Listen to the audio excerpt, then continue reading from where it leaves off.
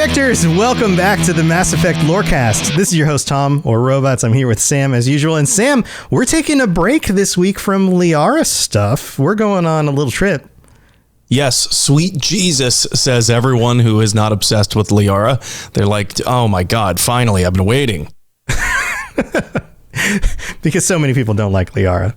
I mean, well, I've seen the online discourse a lot that it's like, okay, she is the second main character enough. We get it. Stop force feeding us Liara. But as a lore cast, we are going to cover the lore. We have to talk about what's there, right? And yes. There happens to be a place that's nearby where you and I currently are that we're talking about today. One of the closest locations, actually, in Mass Effect. We're talking about Mars. So, yeah, we're taking a quick break from Liara lore, at least Liara-specific lore, to talk more about the Prothean ruins. Mars seemed like the perfect fit, given that this is also where we find Liara in Mass Effect 3. Yeah, okay, so kick us off. Where do we start? And first of all, why is Mars so important for Mass Effect lore? And how is it different from like real life Mars? Those are two great questions, and we're going to address those in two separate parts. The first one, so many reasons, right? There are so many reasons why Mars is integral to Mass Effect in the lore. But the biggest one is really simple to explain. Without humanity's discovery on Mars, we would not have Mass Effect. Like, humans would never have met the Milky Way races, and they would have just gotten wiped out by the Reapers, I suppose. It wouldn't have been a fun game, really. It would have been a bunch of people just wandering around Mars, not finding anything. Yeah, they were. I mean, we already had Mars rovers, right? But, as in, we could not have had Mass Effect, the story of the game, but we also could not have had the technology of Mass Effect physics, right? Harnessing Mass Effect physics. So let's break it down from actual texts within the games, right? Here's an entry from the Codex. It says that after 20 years of manned research outposts and nearly a century of robotic exploration, the European Space Agency's Lowell City became the first permanent settlement on Mars in 2103. Within a decade, the United States and China had founded permanent settlements as well. This is pretty cool. First of all, that's not that far in the future. I mean, sure, it's 80 years, but 79 years. But that is within somebody's lifetime today. Man, what's crazy? When I saw 2103, my brain automatically thought, oh, that's 100 years in the future. Yeah, it's not. No, it's not. It's absolutely not. In fact, somebody listening to the show might still be alive in 2103. I probably won't, but... I probably won't. Yeah, but somebody might. Also, it's kind of cool that the Europeans are the first ones who land, but then, of course, the United States and China real quick afterwards, within a decade, are like, we've got claim on this location. As well. You guys can do that. We can do it too. We've got claims here.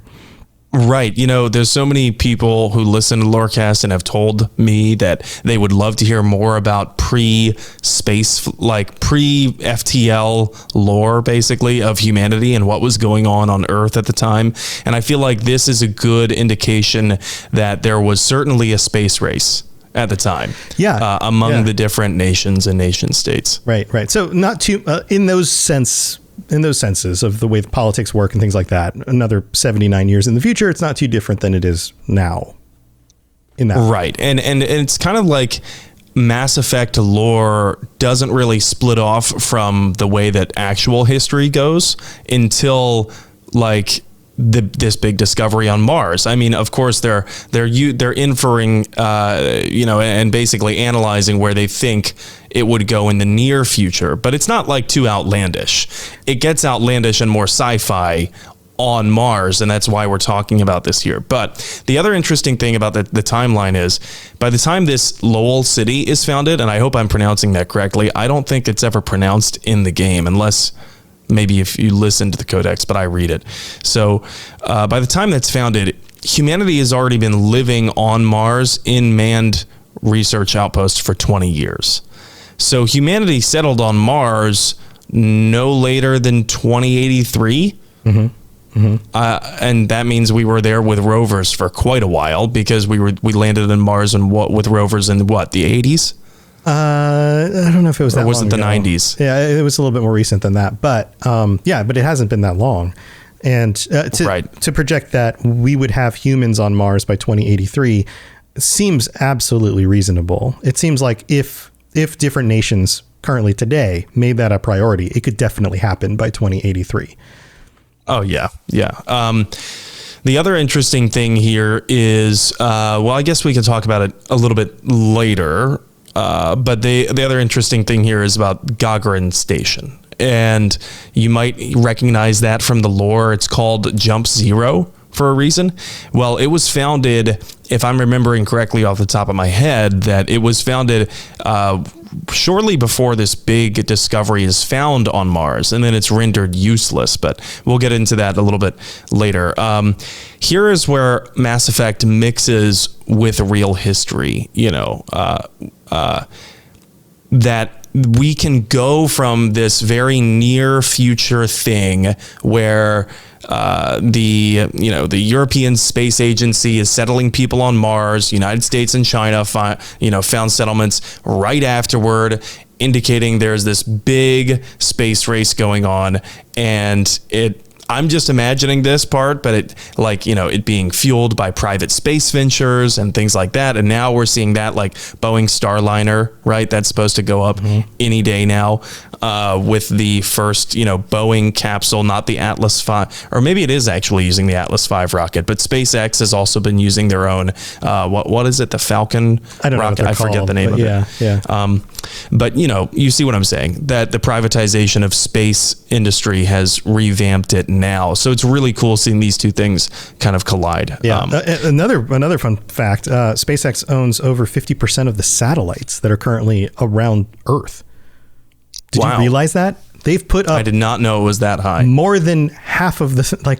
They more than doubled the existing satellites. That's insane. That's a lot of space debris. It's a lot of space debris, but it also shows what a privatization of something like this can do. I mean, it took decades to get the first set of satellites out there, and then SpaceX has only been in operation for a very smaller fraction of the time since like the 1950s and 60s when we first started putting satellites up. So imagine what that could do in relation to something like this, given out this many more decades into the future. Can you imagine, the embarrassment for China and the United States if the European Space Agency beat them in settling on Mars? Right. Yeah. Usually you would assume it was China or the US or even India seems pretty active from what I've seen in space stuff lately. And everyone who watches For All Mankind is like, oh my God, I knew this was going to happen. Yeah. Anyway, it's a great show. But the next part of the, lore tells us that there was kind of a Bermuda Triangle situation going on Mars, where the humans who are walking around on the surface, as well as the satellites, were detecting these, intermittent mass concentrations and magnetic fields that were shifting. And in 2148, there were these prospectors working near the Deseado, I think that's how you say it. Yeah. Deseado crater. And they found an underground complex, a Prothean observation post. And so there was this odd phenomena that they were examining. Basically, they were witnessing Mass Effect physics in front of them, and they had never seen it before. Humans had never seen this before at all, and they were witnessing the discharge of a Mass Effect core that was, even though it was Prothean and it had been left alone for 50,000 years, it was kind of like trying to start, like a lawnmower engine trying to start. But it was still somewhat functional, right? And so this is a crazy, crazy discovery that will change humanity forever after that. Yeah, that seems... Can you imagine being a scientist on a mission on Mars? You've now been living there for decades. Maybe you even were born and raised on Mars, and you haven't come across anything like this at all. Everybody is 100% sure that they've pretty well explored the planet. There's really nothing else other than us here because it's a barren planet.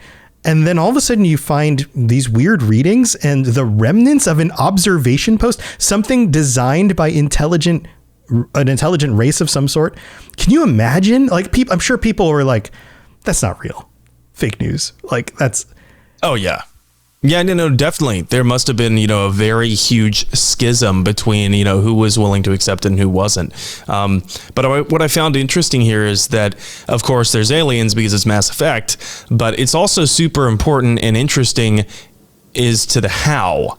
We know from other lore in the game that what humanity actually found there was refined element 0, and this specifically is key to creating Mass Effect fields, and that is what enabled this faster than light travel.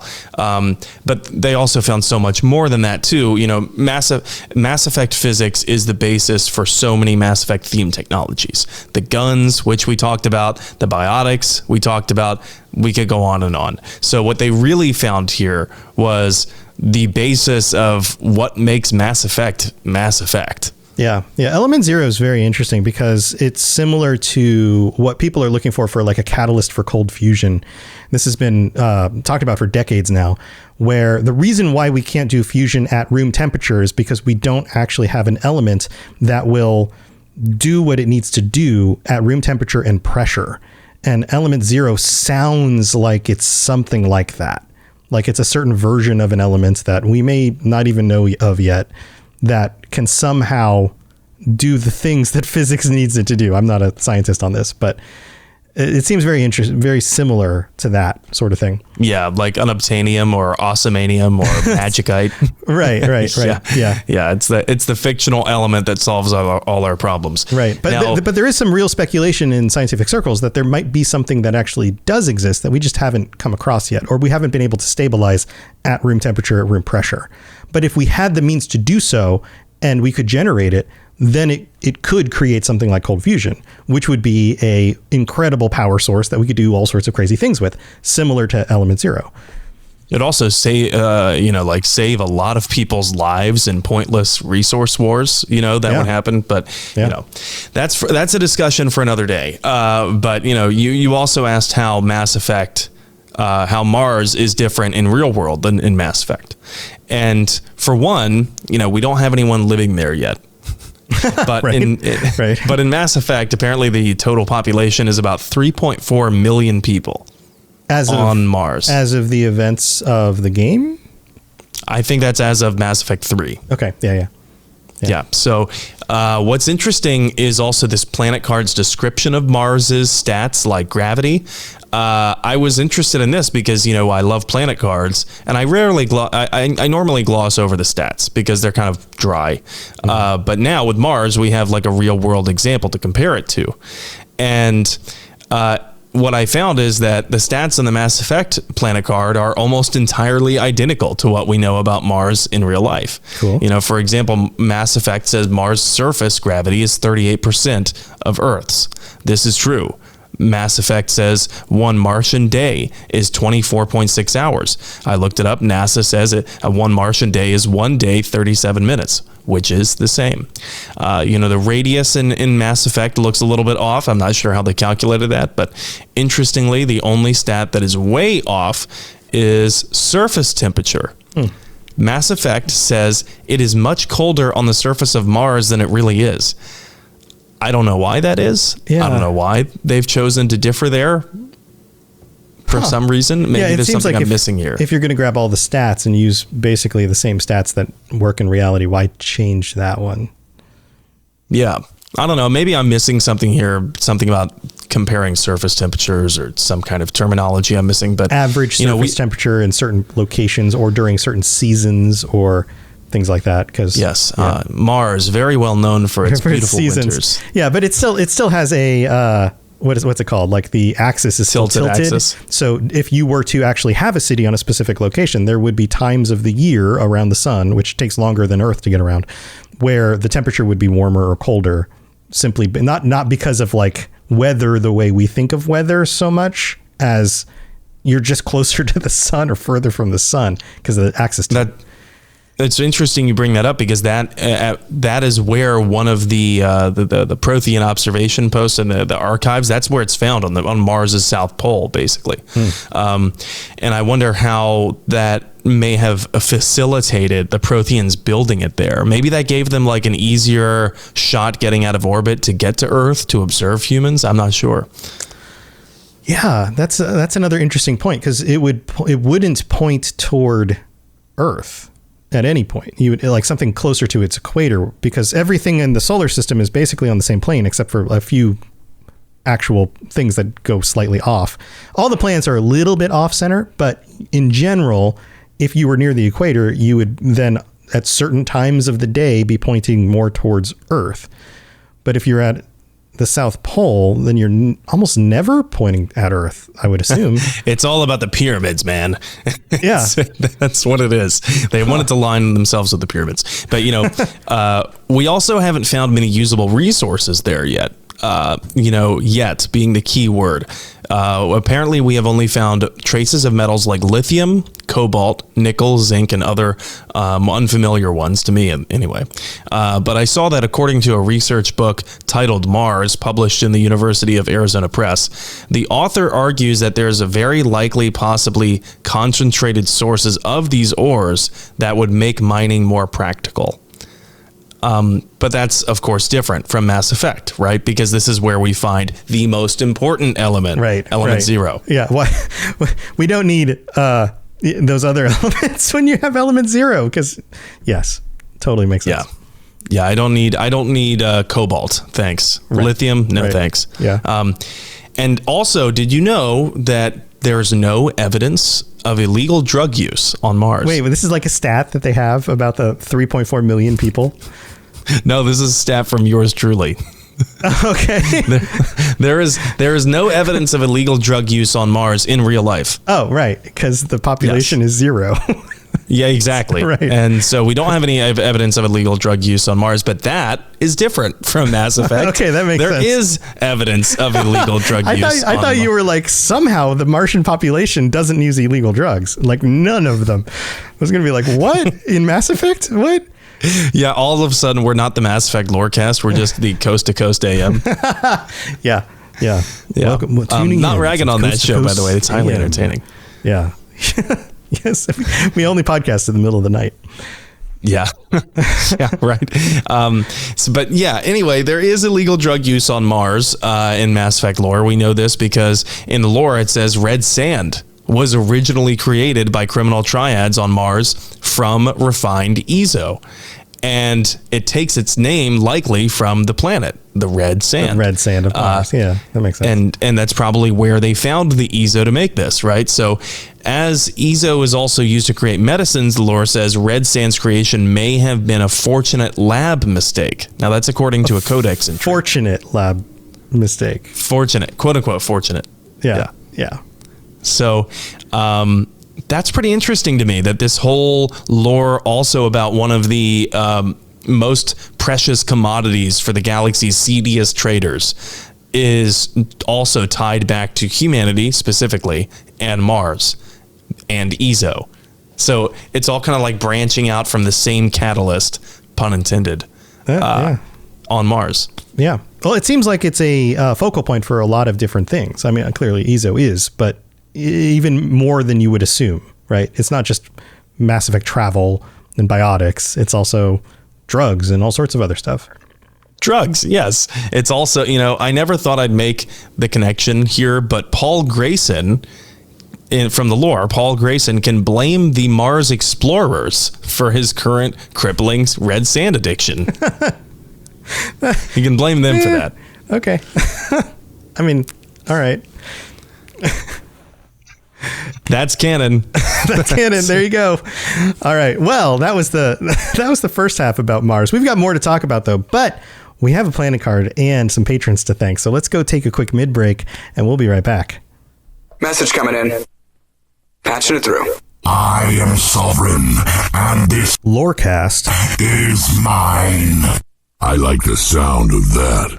All right, here we are in the middle of the show. A huge shout out to all of our patrons. Thank you to all 63 of our current patrons. And thank you especially to our Shepherd tier patrons who get shout outs every week. Edboy, Kira C, Lieutenant Cicino, and William. Thank you so much for your support. And if you are getting through your workday or your commute or your workout or I don't know, maybe you've got a science project you're doing at home because you're a young person who might still be around in, 2103, then head over. Well, I guess if you're a young person, you probably don't want to be subscribing to our Patreon because you probably don't have the means to do so. Ask your parents first. Head over to patreon.com/Mass Effect Lorecast. Check out all the different tiers. You can get ad-free episodes. You can get t-shirts and stickers, all sorts of fun stuff. And if you would like to help us out in other ways, you can leave a 5-star review on Apple Podcasts. You can leave a 5-star rating on Spotify or whatever other platforms you listen to this on, or you can share it with your friends. All of that stuff is absolutely super helpful and keeps us going. So thank you so much for all of your support. All right, let's get to the planet card. We got a planet card to talk about. Yes, we do. This is like Planet Card, the episode Mars with Planet Card. This is the second time we've done like Planet Card inside a Planet Card. Planet Cardception. It is the Matryoshka dolls. Is that what they're called? The Russian dolls with the one. Anyway, it's all planet cards. Yeah. So we have this planet named Silva. It's named for Mateos. I think it's Mateos, or it's either Mateos or Mateus. Anyway, yeah. It's certainly Brazilian Portuguese. So if we have any people familiar with Portuguese phonetics, they can tell us. Mateus. How do you pronounce that? Yeah. Mateos, maybe. So named for Mateus Silva, leader of the prospector team that unearthed the Prothean archives on Mars. This ice giant was once home to a large recovery operation for helium-3. In its heyday, the helium-3 flowed freely here to fuel merchant ships commuting from Binning to Arcturus. All infrastructure on Silva has been destroyed, along with the colony on Oliveira, its moon. So that is a description from Mass Effect 3. That's, all the infrastructure was destroyed by the Reapers. So, but yeah, I found this interesting because here's a little bit of lore that we get about Mars from a planet card that you could totally easily gloss over. And now we know that Mateus Silva was the leader of that prospector team that found the Prothean archives. Mm-hmm. And now has a place named after them. That's pretty cool. Yeah. Yeah. So that's cool. Oh, and a fun fact, this is in addition to the planet card. That year, 2103, that Lowell City was founded, it's the same year that Star Trek says its first permanent Martian colonies were founded. Huh. I wonder if that's a coincidence. Usually coincidences are not coincidences. Like somebody was a Star Trek fan and they're like, that sounds like a good year. Let's use it. Yeah. Let's just throw in this little reference. Yeah. Yeah. All right. Awesome. Thanks for the planet card. Let's move on with the rest of the discussion. Here we go. Spit it out, or are you trying to build suspense? You're so dense, sir. Obviously, I do not know as much about human relationships as I thought.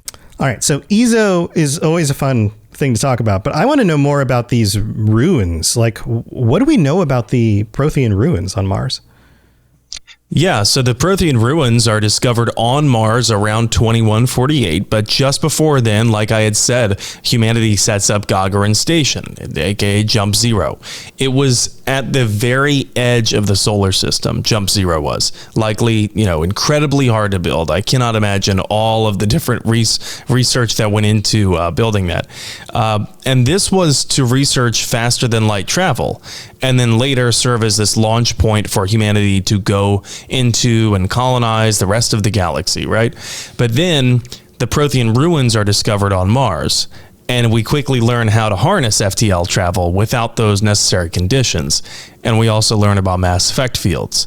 So Jump Zero just becomes like somewhat of a joke and of a backwater. Oh my God. That would be like you spend years training a horse, and then all of a sudden they're like, here's a car.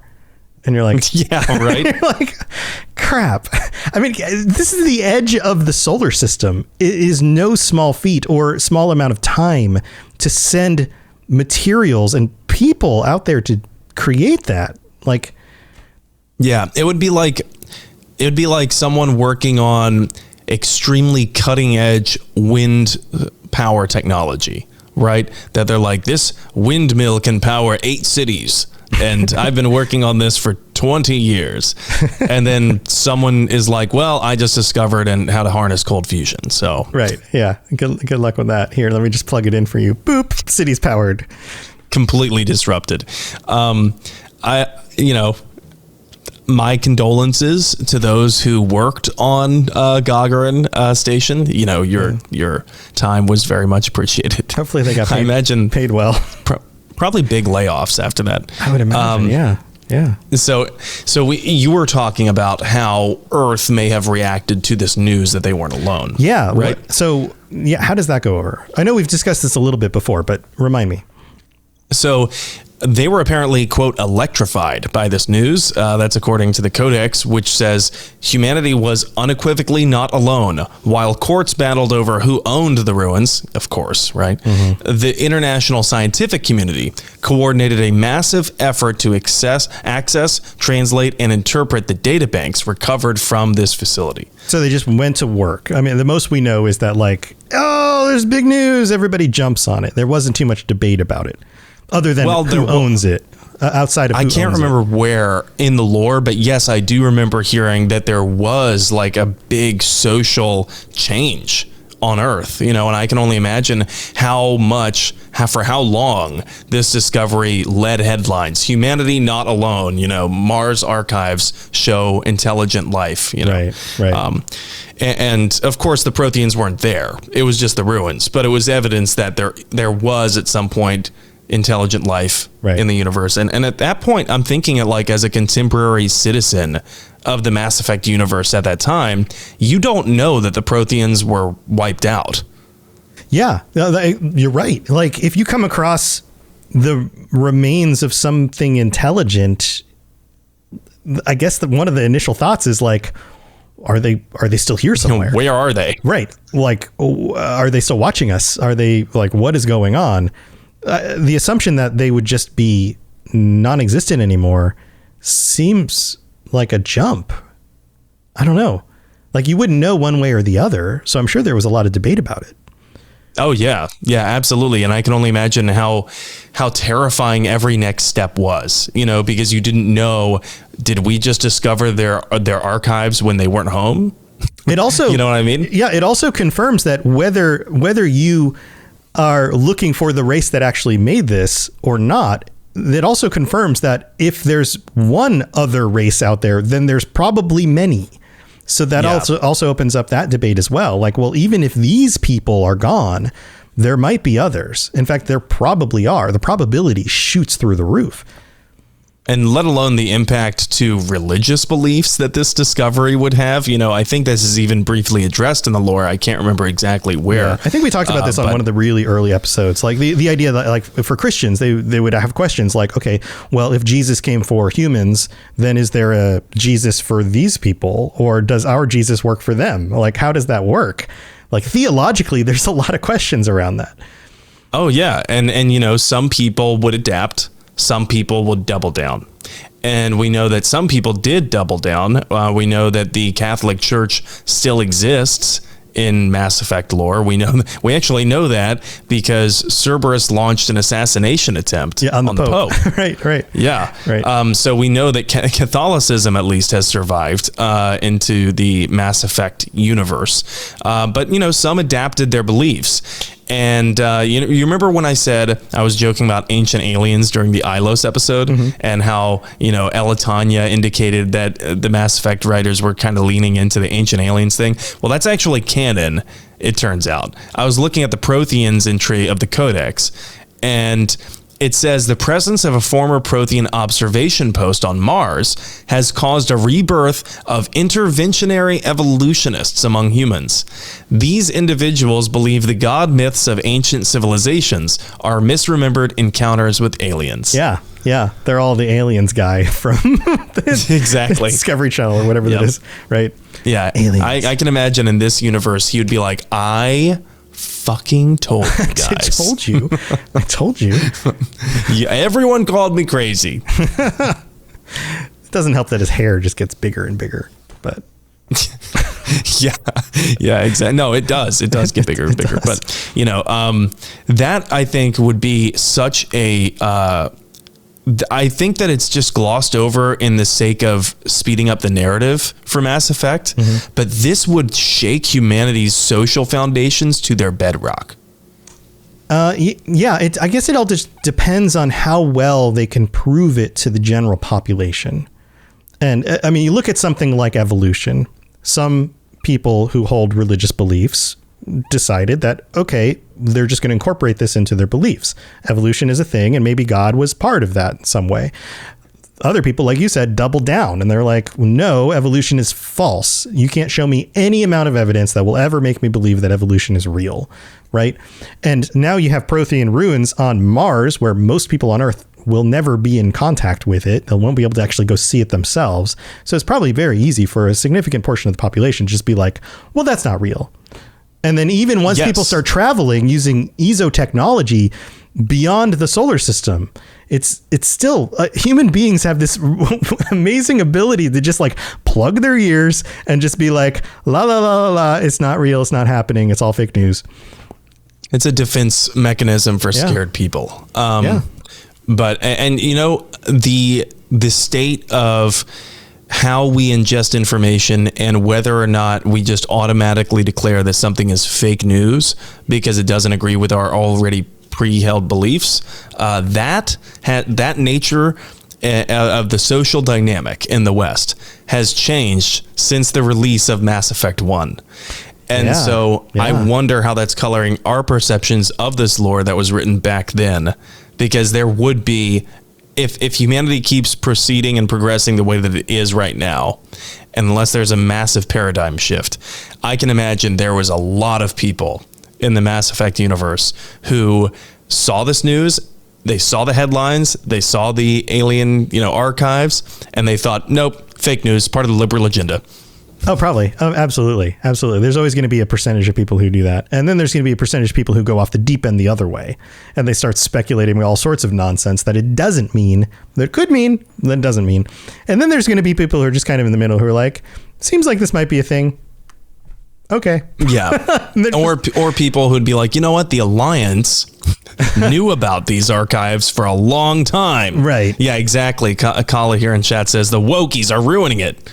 Yeah, all you got to do is say woke once, and holy shit, you engage the YouTube trolls. Welcome in, YouTube trolls. Welcome in. Talking to comment below.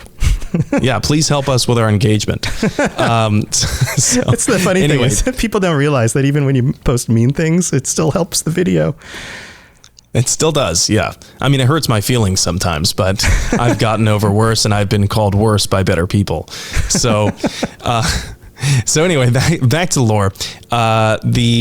Basically, it proved that the archives, as they were exploring them, they realized that this was a biosciences observation post that was built so long ago that humans were still Cro-Magnons, basically, on Earth. Mm-hmm. And there, it was like, what would it have been? At least 50,000 years ago, since that's when the Protheans were harvested by the Reapers. And the Codex says, while the motives of the Protheans are not certain, translated records indicate that the facility was in regular communication with automated observation platforms in Earth orbit and on the lunar near side. So this is really interesting that basically Apollo 11 could have potentially run into Prothean observation platforms on the near side of the moon, but they didn't. Huh. So how did we not discover those? Because it seems much easier to have found something like that on the moon than on Mars. Yeah, you'd wonder how, because I forget how many times Apollo orbited before they finally landed on the moon, but there were other missions that orbited the moon without landing. Yeah. So and it's not like we don't have very, very clear views of the moon, especially the side that we can see from the Earth today with our telescopes. Like we can zoom in very, very close from here. So I would imagine even in the future, we'd have even better ways of knowing what's there. We will have to suspend our disbelief for this portion of the Mass Effect lore, I think. Yeah.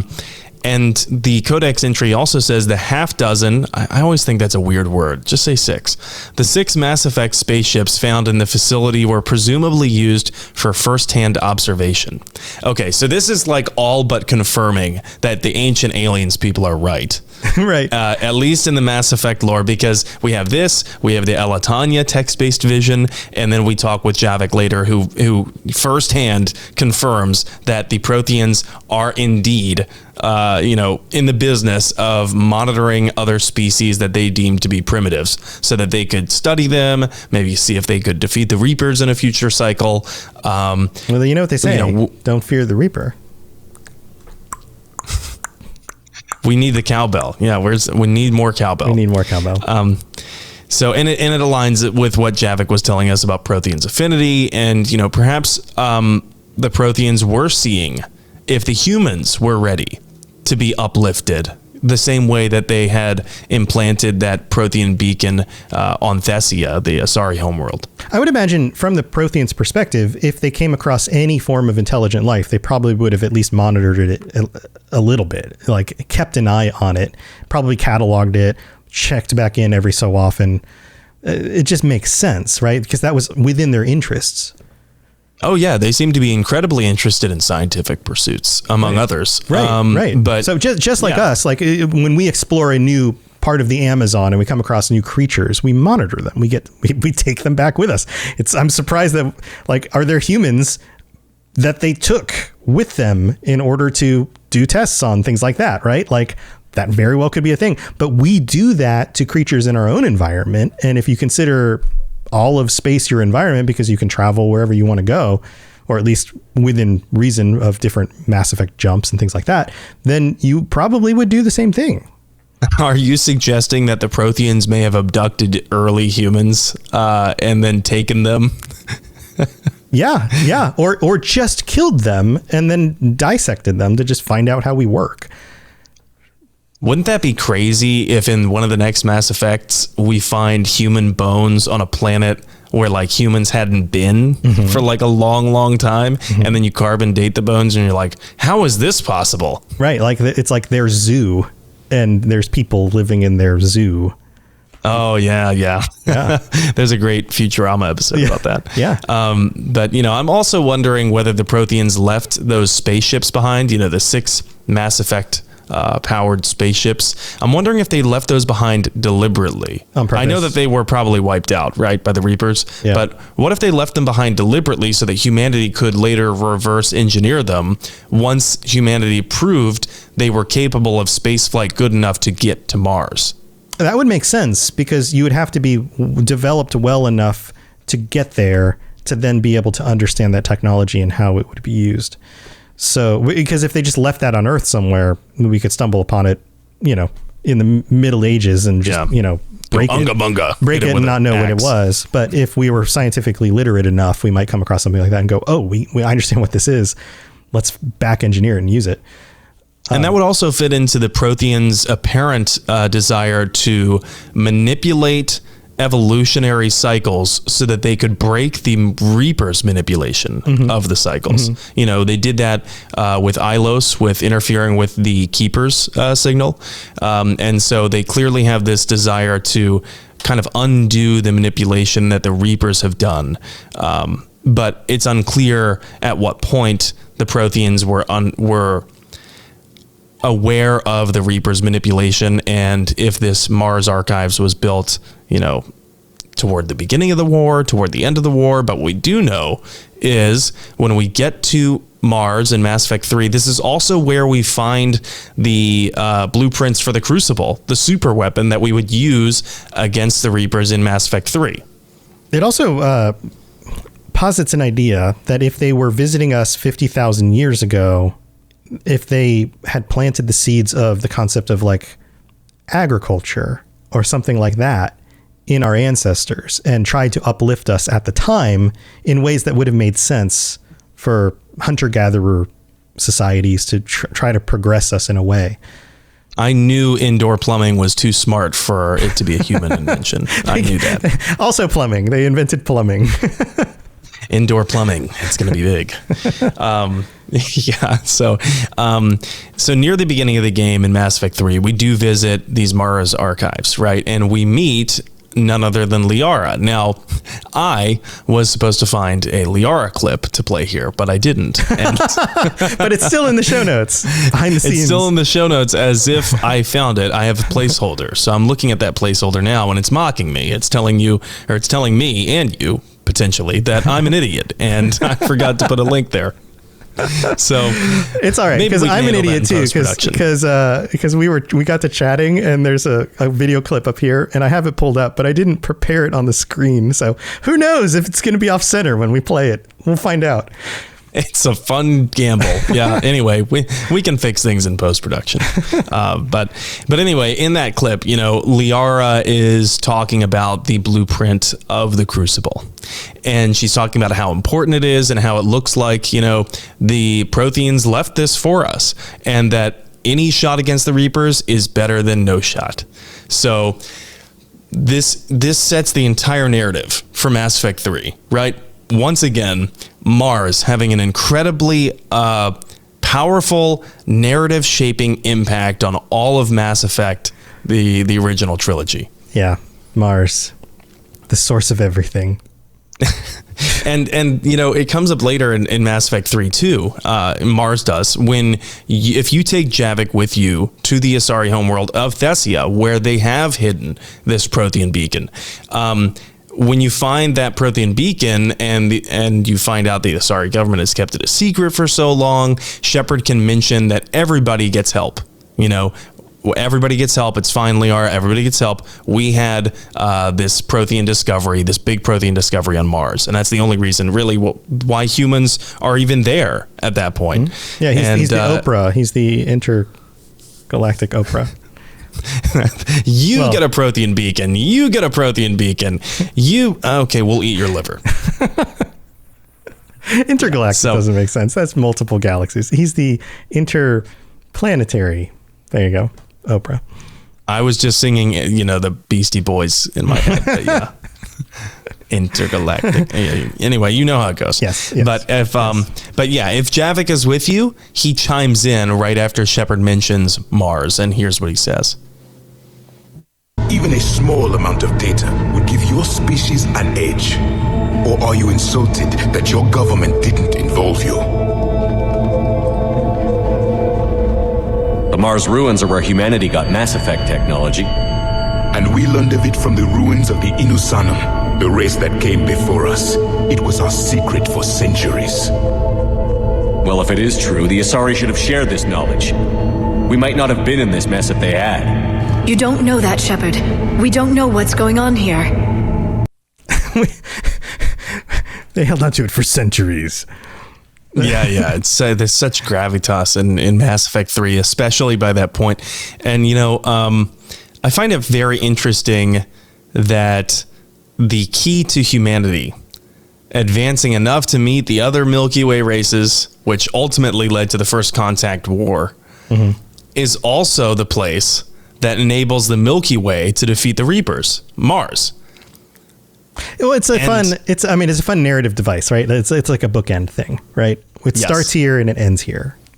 And on top of that, the place is named after the Roman god of war. Yeah, well, I was going to bring this up earlier, the fact that Mars was the planet of war. Yeah, it wraps up very nicely. Like it's almost like the writers knew what they were doing.